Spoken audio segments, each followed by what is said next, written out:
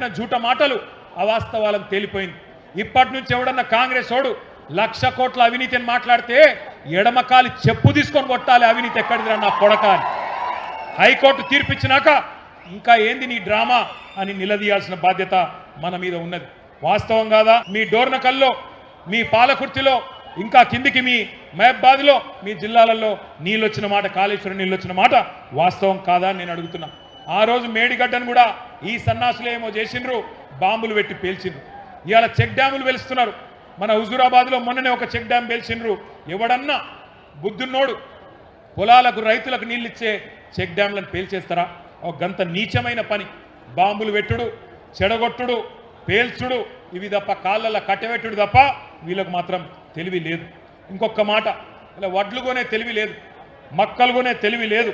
ధాన్యం కొనండి సారు అని ఇవాళ రైతులు కాళ్ళు పట్టుకునే పరిస్థితి వచ్చింది. బాధ అవుతుంది మాకు. రైతుకు ఈ దుస్థితి ఎందుకు వచ్చింది? కరోనా ఉన్నప్పుడు కూడా 7,000 సెంటర్లు పెట్టి కేసీఆర్ కొన్నాడు కదా, ఏం రోగం పుట్టింది మీకు అని ఇవాళ రైతులు అడుగుతున్నారు. నేను రేవంత్ రెడ్డికి ఒకటే చెప్తున్నా, రైతన్నలకు కూడా ఒకటే విజ్ఞప్తి చేస్తా ఉన్నా. కాళ్ళు పట్టుకోకండి, దండం పెట్టకండి.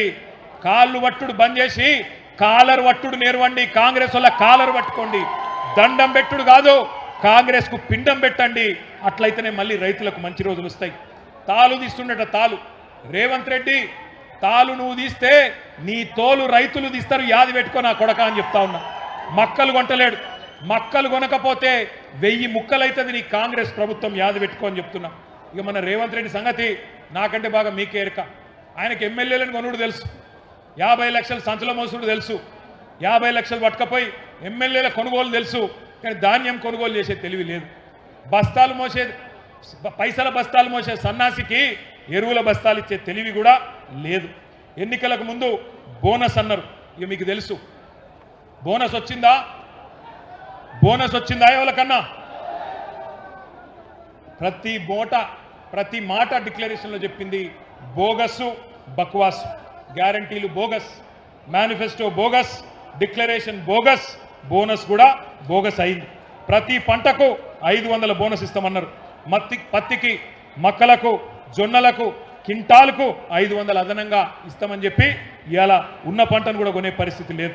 వడ్లకన్నారు, తర్వాత సన్న వడ్లకన్నారు, మళ్ళీ ఇప్పుడు సన్నాలలో కూడా కట్టింగులు పెడుతున్నారు. 29 రకాలను మొదలన్నారు, ఇప్పుడు 8 రకాలు అంటున్నారు. పోయిన యాసంగి బోనస్ ఎగ్గొట్టిండు, 1200 కోట్లు బాకీ ఉన్నాడు. ఇక మీకు తెలుసు, ఆయన ఏమైనా గట్టిగా అడిగినామనుకో, ఏమైనా రేవంత్ రెడ్డి బోనస్ సంగతి అంటే ఏమంటాడు? మీ లాగుల తొండలిడుస్తా, నీ గుడ్లు వీకి గోటీలాడతా, నీ పేగులు తీసి మెడలేసుకుంటా, ఇటువంటి చిల్లర చిచోర మాటలు తప్ప పనికొచ్చే ఒక్క మాట కూడా ఆయన మాట్లాడలేదు. నాకు బాధ అనిపిస్తున్నది.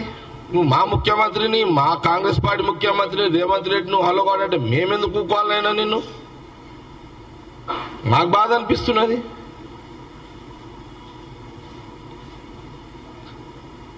మా ముఖ్యమంత్రి రేవంత్ రెడ్డిని అంటే మేము పడాలా?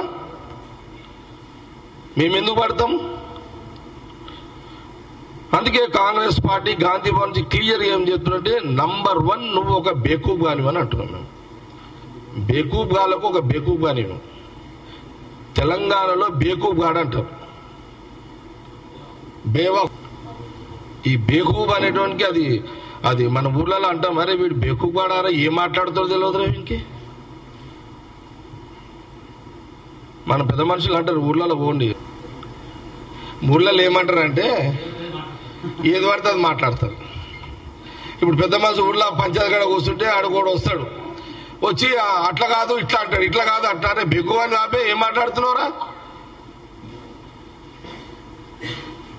బెగ్గుగా చేతలు చేస్తావేమ్రా? మేము ఒకటి చెప్తే నువ్వు కూడా చెప్తేమ్రా? అర్థం లేని మాట్లాడతావేమ్రా? మంచి పని చేసి చెడగొట్టేటోడు బెక్కు. ఆయన మాటలు చూస్తే, ఆయన పొగరు మాటలు చూస్తుంటే నిజంగా పౌరుషం వేరు, పొగరు వేరు. మా సీఎం గారేమో పౌరుషంతో బతుకుతాడు, ఈయనేమో పొగరుతో బూత్లో మాట్లాడి గలీజ్గా మాట్లాడుతున్నాడు. ఎక్కడో చదివినా ఏదో ఉద్యోగం అంటాడు. మా సీఎం గారు అంటుండే అక్కడ పోయి ఇది అడిగిండి ఇది అడిగిండి అని. ఆ మాటలలో అదే కనబడుతుంది. కాబట్టి కక్ష సాధింపు ఏమున్నది? వాస్తవాలకు ప్రతిరూపంగా అది విచారణ జరుగుతుంది, దాని ప్రకారం ముందుకెళ్తారు అంతే. ఇవాళ కక్ష సాధింపు అయితే గవర్నమెంట్ వచ్చిన తెల్లారే తీసుకుపోయి వేయాల్సింది ఉండే. పద్ధతిగా ఒక విచారణ, దానికి ఒక టైము, దానికి సంబంధించిన ఆయా సంస్థలు చేస్తున్నటువంటి విచారణ. కాబట్టి కక్ష సాధింపు మాకు లేదు, వాళ్ళకే కక్ష ఉంటుంది. కక్షలు కార్పుణ్యాలు ఎవరు మాట్లాడద్దు, ఎవరు ఉండొద్దు అని అందరినీ తొక్కివేసి మేమేదో రాజ్యం వెళ్తాం అనుకుంటారు. కానీ అంతిమంగా ప్రజలే నిర్ణయితలు కాబట్టి అందరం ప్రజల అభిప్రాయానికి అనుగుణంగా పనిచేయాలి. 100 సార్లైనా జైలుకి వెళ్ళడానికి సిద్ధంగా ఉన్నా అంటుంటే ఆయనకు పాపం జైలుకు పోవాలని బాగా కుతూహలం ఉన్నట్టుంది.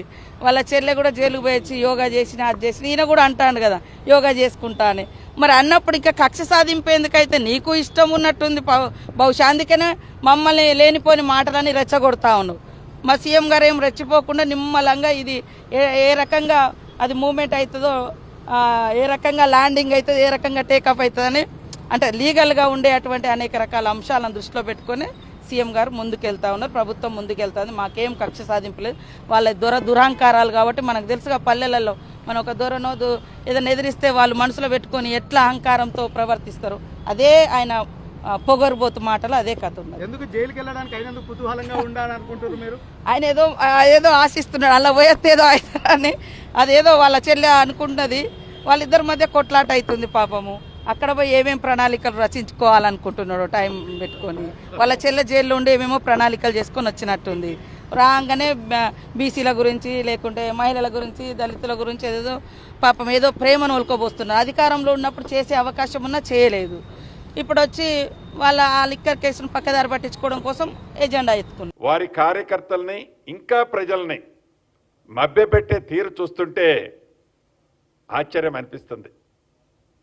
ఈరోజు కూడా వారు ప్రెస్ ముందు మాట్లాడుకుంటూ ఇంకా ఏదో వారు అద్భుతాలు చేశాము, అబ్బా మాకేమొచ్చాయని చెప్తున్నది చూస్తుంటే నవ్వొస్తుంది.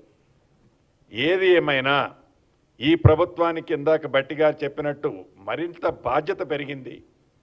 తప్పకుండా గౌరవ ముఖ్యమంత్రి రేవంత్ రెడ్డి గారి నాయకత్వంలోని ఈ ప్రభుత్వం, కాంగ్రెస్ ప్రభుత్వం బాధ్యతాయుతంగా మాటలతో కాకుండా చేతలతో ఇచ్చిన ప్రతి కార్యక్రమాన్ని, ఇచ్చిన ప్రతి హామీని తూచా తప్పకుండా ప్రజలకి అందిస్తున్నాం. కాబట్టే పూర్తి దీవెనలు ప్రజల నుంచి అందాయి.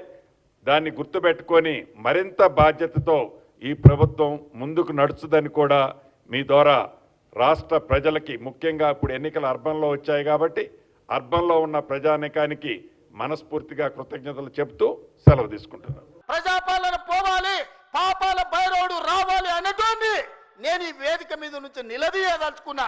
నీకు సిగ్గు శరము ఏమైనా ఉన్నదా ఈ మాట మాట్లాడడానికని? నీకు పదవి రాకపోతే ప్రజాపాలన పోవాలనా? ఇవాళ రైతులను పొట్టన పెట్టుకొని ఈ పాపాల బైరోడు చేసిన పాపాలు మీకు తెలియదా? ఈరోజు ఎన్ని పథకాలు ఏమేమున్నాయో నేను చెప్పితే రామాయణం అంతా రాసుకుంటే భారతం అంతా అయితే పథకాల గురించి మీకు అందరికీ తెలుసు. నిరుద్యోగ యువకుల గురించి కానీ, విద్యార్థుల గురించి కానీ, ఉద్యమకారుల గురించి కానీ, మహిళల గురించి కానీ, మైనార్టీల గురించి కానీ, రైతుల గురించి కానీ, ఈరోజు దళితులు, గిరిజనులు, ఆదివాసుల గురించి కానీ ప్రభుత్వం అమలు చేస్తున్న పథకాలు మీకు తెలియదా? అంతెందుకు ఈ ప్రాంతంలో ఉండే సమ్మక్క సారలమ్మ జాతరకు ఎన్నడన్నా సమ్మక్క సారలమ్మ దర్శించుకోవడానికి ఎన్నడన్నా కేసీఆర్ వచ్చినాడే? 2 నెలల్లో 100 కోట్లు పెట్టి సమ్మక్క సారలమ్మ మందిరాన్ని ప్రపంచానికి ఆదర్శంగా నిర్మించినందుకు మేము దిగిపోవాలనా? పేదల దైవాన్ని గౌరవించినందుకు మేము దిగిపోవాలనా? వేములవాడ రాజన్నకు నా లగ్గం ఈయనే అయింది, నా లగ్గం అయినందుకన్నా 100 కోట్లు ఇస్తా అన్నాడు. ఒక్క బుడ్డ రూపాయి కూడా ఇవ్వకపోతే మా ఆది శ్రీనివాస్ వస్తే 127 కోట్లు ఇచ్చి ఈరోజు వేములవాడ రాజన్న మందిరాన్ని నిర్మిస్తున్నాం. అందుకోసం ప్రజాపాలన పోవాలనా? బాసర సరస్వతి విజ్ఞాన జ్యోతి, బాసర సరస్వతిని 100 కోట్ల రూపాయలతోని బాగు చేస్తున్నందుకు ప్రజాపాలన దిగిపోవాలనా? ఇవాళ చిన్న కాళేశ్వరంలో కాళేశ్వరం ముక్తేశ్వర మందిరాన్ని ప్రారంభించుకుంటున్నందుకు ఈ ప్రభుత్వం దిగిపోవాలనా? సరస్వతి పుష్కరాలను నిర్వహించుకున్నందుకు పోవాలనా? భద్రాచలంలో రాములవారి గుడిని నిర్మించుకుంటున్నందుకు ఈరోజు ప్రజాపాలన దిగిపోవాలనా? బాసర నుంచి భద్రాచలం వరకు గోదావరి పుష్కరాలను గొప్పగా నిర్మించుకోవాలి, గొప్పగా జరుపుకోవాలి, దేశంలో ఉండే భక్తులందరూ రావాలని ఏర్పాట్లు చేసుకున్నందుకు ఈరోజు ప్రజాపాలన పోవాలనా? దేనికి పోవాలని నేను అడుగుతున్నా. ఏమొచ్చింది